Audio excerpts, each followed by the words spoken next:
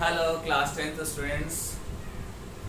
आज आपका introduction of life process part 2 start होने वाला है। ठीक है, इसको अभी डिस्कस करूंगा मैं, बट इसके पहले मैं लास्ट क्लास का ओवरव्यू आपको दे दूं, एक ब्रीफ दे दूं। लास्ट क्लास में मैंने बताया था कि कैसे आपको पूरे साल, इस साल आपको बोर्ड का प्रिपरेशन करना है, क्योंकि इस बार आपके बोर्ड भी हैं और साथ में आपको आगे के क्लासेस के लिए अपना फाउंडेशन भी स्ट्रॉन्ग करना है। ये आपको लास्ट मैंने वीडियो में बताया था, और उसके साथ साथ कुछ टॉपिक्स में मैंने बताए थे, जैसे कि लिविंग और नॉन लिविंग में डिफरेंस बताया था। लिविंग और नॉन लिविंग में डिफरेंस जब बताया था तो कुछ मैंने क्राइटेरिया लिया था, उस क्राइटेरिया के बिहाफ पे आपने डिफरेंस पढ़ा था। ठीक है, देन आप प्लांट्स और एनिमल्स में भी डिफरेंस आपने पढ़ा था, कुछ पैरामीटर्स आपने लिया था, और उसमें एक पैरामीटर आपका था मूवमेंट्स का।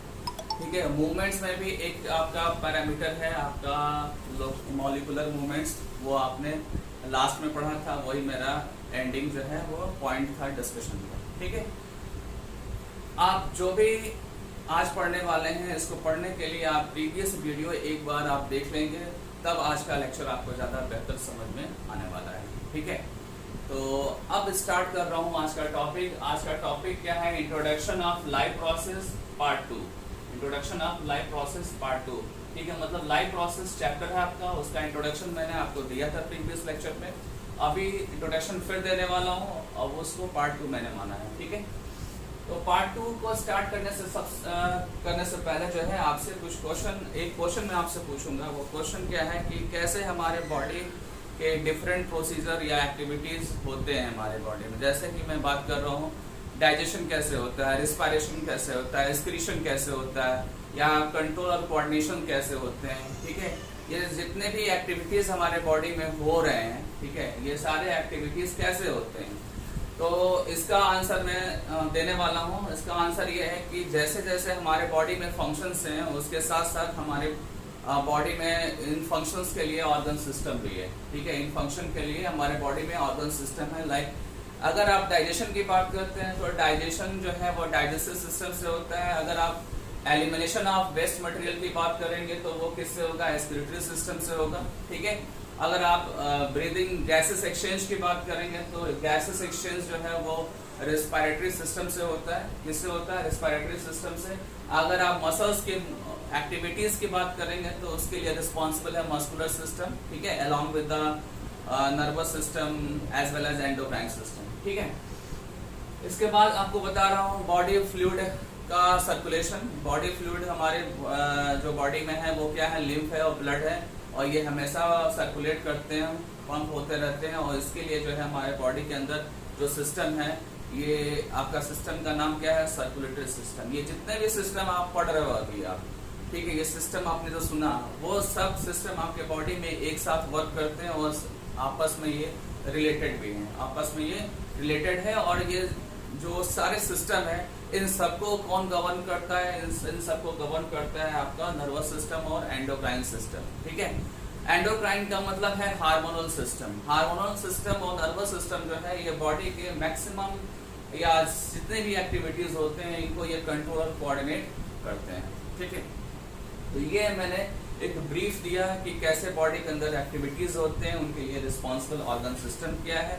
ये इसलिए भी बताया मैंने क्योंकि आने वाले लेक्चर्स में इन सब का यूज होगा, और जब मैं बताऊंगा तो आपको थोड़ा सा समझ नहीं आता, इसलिए मैंने अभी आपको ये थोड़ा सा डिस्कस आपके सामने किया। मैंने आगे जब चैप्टर जाएगा तो इसको डिटेल भी करूंगा, डाइजेस्टिव सिस्टम को, रेस्पिरेटरी सिस्टम को, रेस्पिरेटरी सिस्टम का, इसका डिटेलिंग होगा। ठीक है, पीरियोडिकली।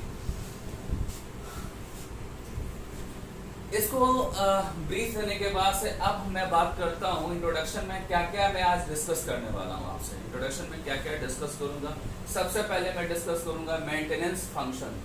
मेंटेनेंस फंक्शन में जैसे कि बॉडी में बहुत सारे वर्क हो रहे हैं, ठीक है, और वो जितने भी वर्क या एक्टिविटीज हो रही हैं उनको हमेशा क्या करना है? उसको मेंटेन करना है।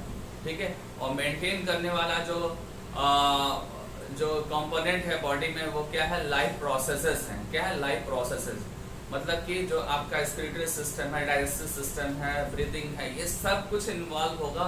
ठीक है, तब जाके आपके बॉडी के डिफरेंट चीजें जो है वो मेंटेन होंगी, डिफरेंट एक्टिविटीज मेंटेन होगी, स्ट्रक्चर मेंटेन होगा, ये सब कुछ मेंटेन होगा, ठीक है। और मेंटेन करना ज़रूरी भी है, अदरवाइज फिर सर्वाइवल टफ हो जाएगा, ठीक है। तो फर्स्ट पॉइंट मेरा यही है। और सेकेंड जो पॉइंट है वो ये है कि हमारे बॉडी में बहुत सारे जो है डैमेज और ब्रेकडाउन्स होते रहते हैं। आपको पता होगा कि हमारे बॉडी में डिफरेंट सेल्स हैं और हर एक सेल्स का एक लाइफ स्पेन होता है। लाइफ स्पेन फिनिश होने के बाद, ठीक है, लाइफ स्पेन फिनिश होने के बाद या किसी भी मॉलिक्यूल का एक ड्यूरेशन होता है उसके एग्जिस्टेंस का, तो उसके बाद वो क्या होते हैं, ब्रेक होते हैं, डैमेज होते हैं। और अगर ब्रेक हो रहे हैं, डैमेज हो रहे हैं बॉडी के कोई पार्ट्स, तो उनको पीरियोडिकली हमको मेंटेन करना होता है, ठीक है। उनको पीरियोडिकली हमको मेंटेन करना होता है। और मेंटेन करने के लिए रिक्वायर्ड क्या होता है, different life processes. Different life processes अभी जस्ट मैंने बताया, डिफरेंट लाइफ प्रोसेसेस में आपके क्या है, डाइजेशन है, एक्सक्रीशन है, ये सारे क्या है, डिफरेंट लाइफ प्रोसेसेस हैं। और ये अगर मेंटेन है तो मेंटेन होगा, बॉडी के सारे कंपोनेंट्स मेंटेन होंगे, बॉडी के डैमेज भी मेंटेन होंगे, बॉडी के ब्रेकडाउन्स भी मेंटेन होंगे, ये सब मेंटेन होंगे, ठीक है। अब बात आती है कि लाइफ प्रोसेसेस अगर सब कुछ कर रहा है, ठीक है, लाइफ प्रोसेसेस अगर सब कुछ कर रहा है तो लाइफ प्रोसेसेस को क्या चाहिए, क्या उसका डिमांड क्या है लाइफ प्रोसेसेस का। तो आपको बता दूं, लाइफ प्रोसेसेस का जो डिमांड है, ठीक है, वो क्या है, एनर्जी और ऑक्सीजन है। अगर एनर्जी मिलेगा तो ब्रीदिंग होगा, डाइजेशन होगा, सर्कुलेशन होगा, एक्सक्रीशन होगा, ठीक है, और आपका नर्वस सिस्टम कंट्रोल होगा। अगर एनर्जी नहीं है तो कोई भी सिस्टम काम नहीं करेगा, कोई भी सिस्टम काम नहीं करेगा। और आपको बता दूं कि एनर्जी कैसे बनता है, एनर्जी हमेशा बनेगा तो उसके लिए कुछ क्या चाहिए, सबस्ट्रेट चाहिए, कुछ सबस्ट्रेट चाहिए, ठीक है। सबस्ट्रेट क्या है, कार्बन सोर्स, ठीक है, कार्बन सोर्स। मैं आपको स्ट्रेट फॉरवर्ड बता दे रहा हूँ, कार्बोहाइड्रेट, फैट और प्रोटीन्स, ठीक है, ये जो है आपके क्या है, एनर्जी सोर्स है। ये क्या है, एनर्जी सोर्स है। और इस प्रोटीन या कार्बोहाइड्रेट या फैट से आपको अगर एनर्जी निकालनी है तो एनर्जी जो है निकालने के लिए ऑक्सीजन भी चाहिए, ठीक है। अगर ऑक्सीजन प्रेजेंट है तो ज़्यादा एनर्जी बनेगी, ऑक्सीजन अगर एब्सेंट है तो एनर्जी कंपैरेटिवली कम बनेगी, ठीक है। तो ये जो है आपके जो कार्बोहाइड्रेट, प्रोटीन और आपके फैट जो है, ये क्या है, एक तरीके से एनर्जी सोर्स है। ये क्या है, एनर्जी सोर्स है। और यही एनर्जी हमको चाहिए, यही एनर्जी हमको चाहिए, ठीक है। बट आपको पता है ना कि एनर्जी जो है, आपको अभी जस्ट बताऊंगा एनर्जी कैसे बनेगा, उसका डिटेल बता देता हूँ। फिर आपको पढ़ना है न्यूट्रिशन, ठीक है। फिर न्यूट्रिशन के बाद आपको पढ़ना ये है कि कैसे हमारे बॉडी में डिफरेंट टाइप के मॉलिक्यूल्स बनेंगे, वो मॉलिक्यूल्स फिर ग्रोथ में कैसे इन्वॉल्व होंगे, ठीक है। और ग्रोथ के बाद उनका इफेक्ट जो है हमारे बॉडी स्ट्रक्चर पे क्या पड़ने वाला है, ठीक है, ये आप डिस्कस करने वाले हैं। और इसके साथ साथ ग्रोथ जब होगा तो बहुत सारे केमिकल रिएक्शंस भी होते हैं, बहुत सारे केमिकल्स रिएक्शन होते हैं, ठीक है। फिर साथ ही साथ आप ये पढ़ोगे कि हमारे बॉडी में जो ब्रेकडाउन्स हो रहा है उसके लिए कौन से प्रोसेस रिक्वायर्ड हैं, ऑक्सीडेशन रिडक्शन प्रोसेस रिक्वायर्ड होता है, ठीक है। तो ये सब आपका आज का टॉपिक है। फिर लास्ट में जो डिस्कस करूँगा वो ये डिस्कस करूँगा कि कैसे यूनिसेलुलर और मल्टीसेलुलर में डिफरेंस करेंगे आप, ठीक है, मल्टीसेलुलर ऑर्गेनिजम्स में डिफरेंस कैसे करेंगे आप। तो फिर से स्टार्ट कर रहा हूँ 1 by 1, पूरे इस जो भी कंटेंट्स मैंने यहाँ लिखा है इन कंटेंट्स को 1 by 1 में डिस्कस करूँगा। जहाँ पे भी आपको लगेगा कि हाँ प्रॉब्लम आ रही है तो आप मेरे से व्हाट्सएप नंबर से ये प्रॉब्लम पूछते रहेंगे वीडियो देखने के बाद। तो मैं अब डिस्कस करने जा रहा हूँ maintenance function, maintenance function discuss करने जा रहा हूँ। मेंटेनेंस फंक्शन में आपको बता दूँ कि डिफरेंट एक्टिविटीज़ हमारे बॉडी में हो रही है, ठीक है, डिफरेंट एक्टिविटीज़ हमारे बॉडी में हो रही है और इन एक्टिविटीज़ को मेंटेन करना है, ठीक है, इन एक्टिविटीज़ को मेंटेन करना है। और एक्टिविटीज़ जो है मेंटेन कैसे होगा, ठीक है, एक्टिविटीज़ जो है वो मेंटेन कैसे होगा, मेंटेन बाय लाइफ प्रोसेसेस। किससे मेंटेन होगा, लाइफ प्रोसेसेस से वो मेंटेन होगा, ठीक है। और लाइफ प्रोसेसेस मैंने बताया कि ब्रीदिंग है, आपका सर्कुलेशन है, डाइजेशन है, मतलब मस्कुलर मूवमेंट्स है, या नर्वस कंट्रोल है, एंडोक्राइन कंट्रोल है, ये सब क्या है, लाइफ प्रोसेसेस है। और यही आपके एक्टिविटीज़ को मेंटेन करने वाले हैं, ठीक है। तो जैसे ही आप ये पॉइंट आपको मैं ये चीज़ आप डिस्कस करेंगे तो अपने आप आपको समझ में आ जाएगा कि सब कुछ क्या है, लाइफ प्रोसेसेस। क्या है? Life processes. और लाइफ प्रोसेसेस का एक और एडवांटेज मिलने वाला है, वो क्या है कि जो भी हमारे बॉडी के अंदर डैमेज हो रहे हैं या ब्रेकडाउन्स हो रहे हैं, उनको भी मैनेज कौन करने वाला है? लाइफ प्रोसेसेस ही मैनेज करने वाला है। ठीक है, मतलब कि हमारी बॉडी में कोई चीज़ का लाइफ स्पेन खत्म हो रहा है, कोई चीज़ ब्रेक हो रही है, ओल्ड हो रही है, तो उसको कौन मैनेज करने वाला है? इनडायरेक्टली या डायरेक्टली लाइफ प्रोसेसेस उसको मेंटेन करेंगे। ठीक है, बट लाइफ प्रोसेसेस को क्या चाहिए? थर्ड पॉइंट मैं डिस्कस करने जा रहा हूँ। लाइफ प्रोसेसेस को क्या चाहिए? एनर्जी चाहिए। ठीक है, और एनर्जी के लिए आपको चाहिए क्या? एनर्जी सोर्स वाले कंपाउंड्स चाहिए। एनर्जी सोर्स वाले कंपाउंड्स चाहिए। दैट मीन्स कि यहाँ पे आपको मैं डिस्कस करूँगा न्यूट्रिशन। क्या डिस्कस करूँगा?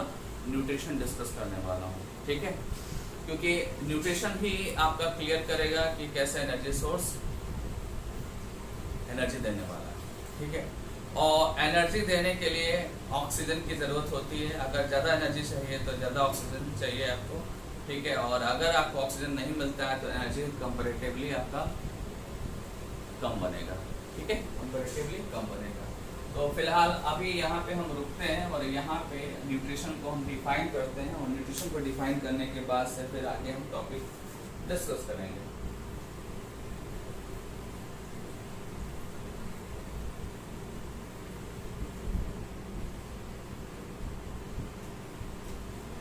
न्यूट्रिशन में आपको बता दूं, ये तो बहुत सिंपल टॉपिक है, आप जूनियर सेक्शन में भी पढ़ा होगा। न्यूट्रिशन में सबसे पहले आता है ऑटोट्रॉप्स आता है, ऑटोट्रॉप्स आएगा। ठीक है, और फिर आपका आएगा हेटेरोट्रॉप्स। ठीक है, ऑटोट्रॉप्स और हेटेरोट्रॉप्स, ये दो चीज़ें आपको डिस्कस करना है। ऑटोट्रॉप्स कौन होते हैं? ऑटोट्रॉप्स आपको पता है कि प्लांट्स होते हैं। ठीक है, प्लांट्स में एक्चुअली क्लोरोफिल प्रेजेंट होता है। Chlorophyll is a photosynthetic pigments. ठीक है, और जब ये प्लांट ऑटोट्रॉप्स हैं, ठीक है, तो इसको डिफाइन भी करना होगा। ऑटोट्रॉप्स या ऑटोट्रॉपिक ऑर्गेनिज्म वो ऑर्गेनिजम्स होते हैं जो अपना न्यूट्रिशन खुद बनाते हैं। अपना न्यूट्रिशन या अपना फूड मटेरियल जो है वो खुद बनाते हैं। ठीक है, और फूड मटेरियल है क्या? आपका कार्बोहाइड्रेट है। इनिशियली आप क्या बोलते हैं? कार्बोहाइड्रेट। ठीक है, कार्बोहाइड्रेट के अलावा भी बहुत सारे इनडायरेक्टली फॉर्म होते हैं। फैट भी फॉर्म होता है कार्बोहाइड्रेट से, और प्रोटीन भी फॉर्म होता है कार्बोहाइड्रेट से। लेकिन जो मेजर जो है वो एनर्जी सोर्स क्या है? वो कार्बोहाइड्रेट है। और ये कार्बोहाइड्रेट प्लांट बनाने वाला है, क्योंकि प्लांट क्या है? ऑटोट्रॉप्स है। और ऑटोट्रॉप्स की जो एबिलिटी होती है वो क्या होती है कि वो अपना फूड मटेरियल वो खुद से बनाता है, सेल्फ बनाता है। ठीक है, तो इस प्लांट को क्या किसी अदर रिक्वायरमेंट्स की ज़रूरत है? ठीक है, आपको पता है कि जब ये फूड मटेरियल खुद से बनाएंगे तो क्या इसको और भी चीज़ें रिक्वायर्ड हैं? ऑफ कोर्स यहाँ पे रिक्वायरमेंट्स है प्लांट को। क्या रिक्वायरमेंट्स है? तो मैं बताने जा रहा हूँ कि इसको रिक्वायरमेंट्स है किसकी? इसको रिक्वायरमेंट है CO2 की, इसको रिक्वायरमेंट है वाटर की, इसको रिक्वायरमेंट है सनलाइट की। ठीक है, इसको रिक्वायरमेंट है क्लोरोफिल की।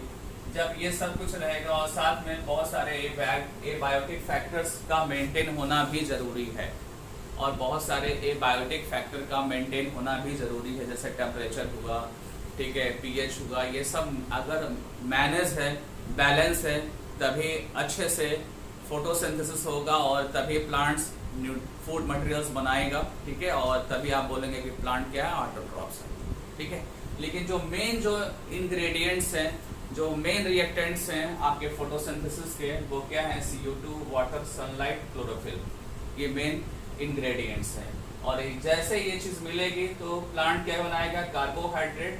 ठीक है, और इसी कार्बोहाइड्रेट पे प्लांट का सर्वाइवल होगा, और इसी कार्बोहाइड्रेट से प्लांट फैट बनाएगा, इसी कार्बोहाइड्रेट से प्लांट प्रोटीन्स बनाएगा। और जब सब कुछ ये बना सकता है तो इसको फाइनली आप क्या बोलेंगे? ऑटोट्रॉप्स बोलेंगे। क्या बोलेंगे आप? ऑटोट्रॉप्स बोलेंगे।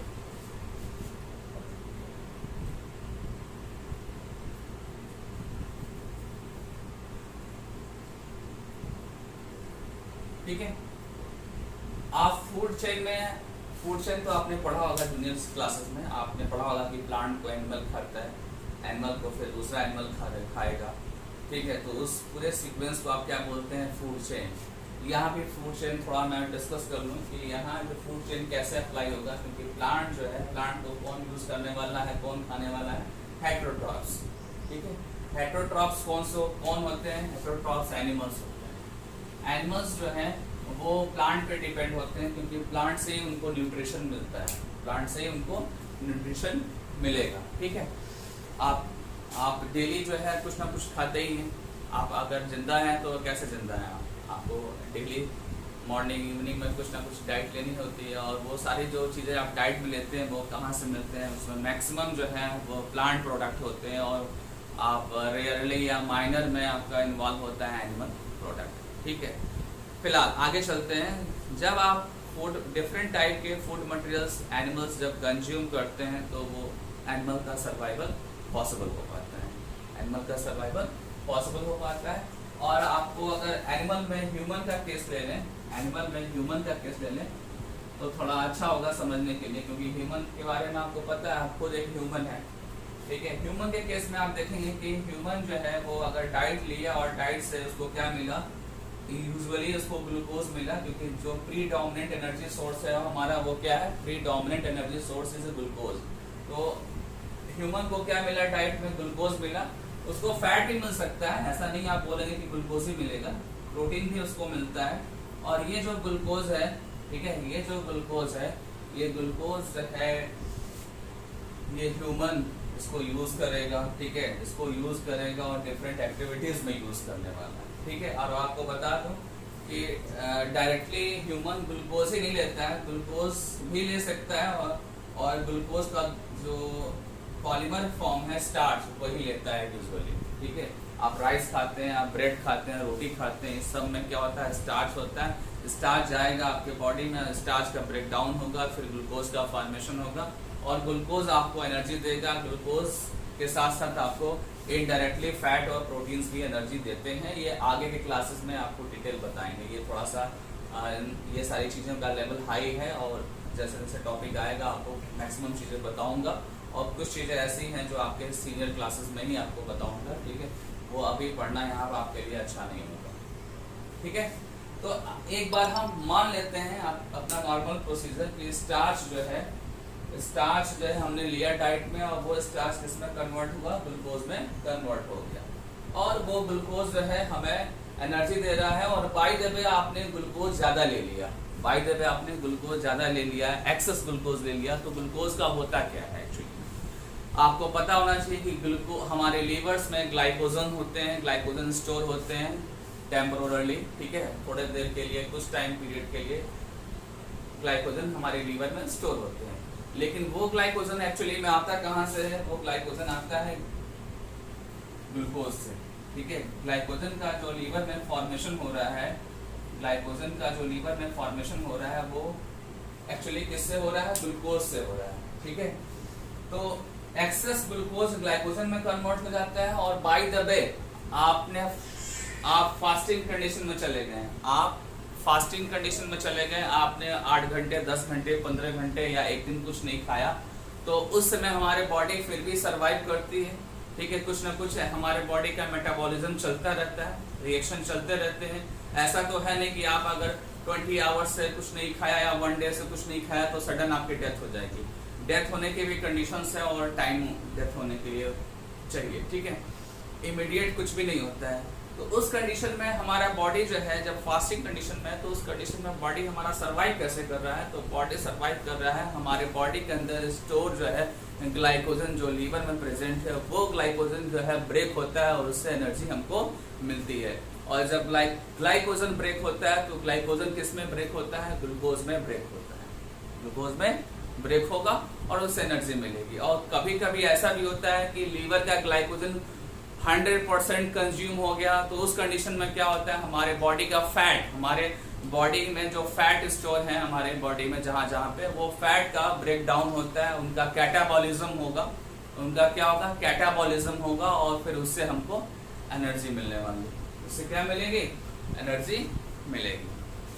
ठीक है, कहने का मतलब कि जब ग्लूकोज से ग्लाइकोजन फॉर्म होगा, तो आपको बता दूं उस समय एक्चुअली क्या होने वाला है, जब ग्लूकोज से ग्लाइकोजन का फॉर्मेशन होगा तो उसमें एक्चुअली क्या होगा, आपका एनाबॉलिज्म होगा। क्या होगा? एनाबॉलिज्म होगा। और जब ग्लाइकोजन से ग्लूकोज में कन्वर्जन होगा तो वो क्या होगा, आपका कैटाबॉलिज्म होगा। क्या होगा? कैटाबॉलिज्म। ठीक है, तो ये सारी चीजें आपको मैंने न्यूट्रिशन वाले टॉपिक में डिटेल की। हाँ, एक चीज और ध्यान देना, बहुत फाइन पॉइंट है, बहुत कम बच्चों को ने ध्यान दिया होगा आज तक, कि हमारे बॉडी या किसी भी बॉडी को मिनिमम एक यूनिफॉर्म एनर्जी चाहिए। हमारे बॉडी को या किसी भी ऑर्गेनिजम्स को एक मिनिमम यूनिफॉर्म एनर्जी चाहिए। ठीक है, जिससे क्या होता है, हमारे जो बेसिक फंक्शन है वो हमेशा होते रहेंगे। मैं रिपीट कर रहा हूं, मिनिमम यूनिफॉर्म एनर्जी रिक्वायर्ड है हमारे बॉडी के लिए। ठीक है, या किसी भी ऑर्गेनिज्म को इससे कम मिलेगा तो हम सरवाइव नहीं कर सकते हैं। और इस यूनिफॉर्मिटी को मेंटेन करने के लिए बॉडी में हमारे क्या है, स्टोरेज ऑर्गन भी है। आप पोटैटो देखते हैं, उसमें भी स्टोरेज ऑर्गन है, हमारे में भी स्टोरेज ऑर्गन है। तो हम कुछ देर के लिए अपने सर्वाइवल के लिए स्टोर कर लेते हैं, ताकि अगर कुछ देर तक हम ना भी कुछ खाएं या ना भी हम कोई डाइट ले तो हम सरवाइव कर सके। और सरवाइव करने के लिए जो आपके बॉडी के ऑर्गन सिस्टम है उनको एक क्या चाहिए, एक बेसिक एनर्जी चाहिए। और वह एनर्जी कहाँ से मिलेगा? फूड मटेरियल से मिलेगा। ठीक है, या जो स्टोर्ड मटेरियल है वो स्टोर्ड मटेरियल से मिलेगा। यहाँ पे आपको ज़्यादातर फोकस करना है स्टोर्ड मटेरियल का, क्योंकि फास्टिंग कंडीशन में आप अगर डिस्कशन कर रहे हैं तो फास्टिंग में स्टोर्ड मटेरियल ही आपको यूनिफॉर्म एनर्जी देगा जब तक कि आप कुछ नहीं खाते हैं। ठीक है, तो ये मैंने यूनिफॉर्म एनर्जी वाली बात बताई। ठीक है, और इसके बाद आपको बताता हूँ कि जब आपको यूनिफॉर्म एनर्जी मिलेगी तो वहाँ क्या होने वाला है, ग्रोथ होगा। ठीक है, बॉडी के स्ट्रक्चर में चेंज आएगा और डिफरेंट टाइप के चेंजेस आएंगे। ठीक है ना, डिफरेंट टाइप के चेंजेस आएंगे। ठीक है, और अच्छा भी है, ग्रोथ होगा। तो ग्रोथ होगा तो आपको पता है ना, ग्रोथ एक पॉजिटिव सिंबल है हेल्दी बॉडी का। ग्रोथ एक पॉजिटिव सिंबल है हेल्दी बॉडी का। हाँ, एक चीज और है कि जब भी ग्रोथ होगा तो सीरीज ऑफ रिएक्शंस होंगे। क्या होंगे? Series of reactions. आप उसको कैस्केड ऑफ रिएक्शंस भी बोल सकते हैं। कंटिन्यूअस कुछ ना कुछ अलग अलग ऑर्गन सिस्टम में अलग अलग रिएक्शंस हो रहे होंगे और वो एक साथ कोमुलेटिव फॉर्म में आपके बॉडी के सर्वाइवल के लिए रिस्पॉन्सिबल होंगे। कोमुलेटिव फॉर्म में बॉडी के सर्वाइवल के लिए रिस्पॉन्सिबल होंगे। ठीक है, तो ये आपका ग्रोथ भी मैंने डिस्कस कर दिया। ग्रोथ में कैसे केमिकल रिएक्शन भी इन्वॉल्व है ये भी डिस्कस कर लिया। अब इसके बाद एनसीईआरटी की एक और लाइन है। एनसीईआरटी बोल रहा है कि जब भी ब्रेक डाउन होता है किसी कॉम्प्लेक्स मॉलिक्यूल्स का तो वहाँ बहुत सारे ऑक्सीडेशन रिडक्शन प्रोसेस होते हैं, जिसको आप रिएक्शन बोलते हैं। क्या बोलते हैं? Redox reaction. फिर से रिपीट कर रहा हूँ, बहुत सारे जो है बॉडी में कॉम्प्लेक्स मॉलिक्यूल्स का ब्रेक डाउन होता है, और जब ब्रेक डाउन होता है तो उसमें उस समय जो है बहुत सारे ऑक्सीडेशन और रिडक्शन प्रोसेस होते हैं, जिसको हम वन वर्ड्स में बोल सकते हैं रिडॉक्स रिएक्शंस। क्या बोल सकते हैं? Redox reactions. ठीक है, और मैं बता दूं आपको, डिस्कस कर दूं कि जब भी ग्रोथ होगा वहाँ पे एनर्जी एक बहुत मेजर पॉइंट हो जाएगा। एनर्जी एक मेजर पॉइंट होगा, और एनर्जी ज़्यादा बनेगा तब जब ऑक्सीजन अवेलेबल होगा उस ऑर्गेनिज्म को। ठीक है, ऑर्गेनिज्म अगर ऑक्सीजन यूज कर रहा है तो वो ज़्यादा एनर्जी बनाएगा। अगर कुछ ऐसे भी ऑर्गेनिजम्स हैं लाइक एनारोबिक ऑर्गेनिजम्स, वो ऑक्सीजन यूटिलाइज नहीं करते हैं, तो उनमें अगर आप कैलकुलेशन करेंगे एनर्जी का तो उसमें एनर्जी का फॉर्मेशन का रेट स्लो होगा। ठीक है, इसमें एनर्जी का फॉर्मेशन का रेट स्लो होगा। तो ये आपको मैंने इंट्रोडक्शन में बता दिया। अभी लास्ट एक हेडिंग है आपका यूनिसेलुलर और मल्टीसेलुलर ऑर्गेनिजम्स में। तो इसमें ज़्यादा नहीं समझना है आपको। सबसे पहले कुछ एग्जाम्पल्स आपको दिमाग में रखने हैं कि यूनिसेलुलर के एग्जाम्पल्स कौन है। तो आपको बता दूं कि यूनिसेलुलर में जैसे कि आपके प्रोटिस्टा किंगडम के जितने भी ऑर्गेनिज्म हैं, जैसे कि अमीबा आपका है। ठीक है, क्या है? अमीबा है, क्लोरेला है, ठीक है, ईस्ट है, क्लाइमेडोमोनास है। ठीक है, आप एक चीज ध्यान दीजिएगा, यूनिसेलुलर की बात आएगी तो प्रोटिस्टा एक किंगडम है, उस किंगडम में बहुत सारे ऑर्गेनिजम्स हैं, जिसमें पैरामीशियम भी आता है, यूलिना भी आता है, अमीबा भी आएगा, ठीक है। और प्रोटिस्टा किंगडम के साथ साथ एक और आपका है प्लांट में भी जो एल्गी वाला पार्ट है, दैट मीन्स की लोअर प्लांट्स, वहां पे भी एक दो एग्जांपल्स आपको यूनिसेलुलर वाले मिलेंगे, ठीक है। तो ऐसे कुछ एग्जांपल्स हैं यूनिसेलुलर ऑर्गेनिज्म, जिसको आप सिंगल सेल्ड ऑर्गेनिजम्स भी बोल सकते हैं। क्या बोल सकते हैं? Single celled organism. और सिंगल सेल्ड ऑर्गेनिज्म में क्या होता है, उसकी एक डिमेरिट है कि सारा का सारा प्रोसीजर, सारे के सारे एक्टिविटीज, सारे के सारे रिएक्शंस एक सेल्स के अंदर ही होने वाला है। कोई भी स्पेसिफाइड ऑर्गन नहीं है जो रेस्पिरेशन के लिए इन्वॉल्व हो, या ब्रीदिंग आपके डाइजेशन के लिए अलग से इन्वॉल्व हो, या सर्कुलेशन में इन्वॉल्व हो। ऐसा सेपरेट सिस्टम नहीं होता है यूनिसेलुलर ऑर्गेनिजम्स में। मतलब सीधा सा है कि डिवीजन ऑफ लेबर नहीं होता है, सारा का सारा एक्टिविटीज एक सिंगल सेल करेगा। जितनी भी आपके बॉडी में एक्टिविटीज हो रही हैं, जो आपके लिविंग सिस्टम को मेंटेन कर रहा है, वो एक सिंगल सेल ही करने वाला है। Whereas in case of multicellular में आप देखेंगे, आपके मल्टीसेलुलर ऑर्गेनिजम्स में हर एक एक्टिविटीज के लिए अलग ऑर्गन है। जैसे आपके डाइजेशन के लिए डाइजेस्टिव सिस्टम है, आपके एक्सक्रीशन के लिए एक्सक्रीटरी सिस्टम है जिसमें किडनी आता है। वैसे ही आपका क्या है, बॉडी फ्लूइड एंड सर्कुलेशन के लिए हार्ट है, ठीक है। ऐसे ही अलग अलग एक्टिविटीज के लिए अलग अलग सिस्टम हमारे मल्टीसेलुलर ऑर्गेनिजम्स में पाए जाते हैं, ठीक है।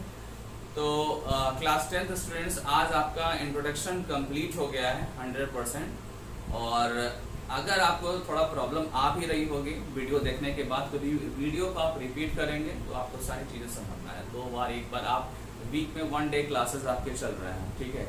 तो आप पूरे वीक में 2-3 बार एक वीडियो को देख सकते हैं, ठीक है। और ये जो सेकंड वीडियो है, इसको फर्स्ट वीडियो के बाद ही देखिएगा, क्योंकि फर्स्ट वीडियो अगर आपको समझ में आया तभी आप सेकंड वीडियो को समझ सकते हैं। Okay dear students, bye, thank you. फिर नेक्स्ट वीडियो का वेट करिएगा।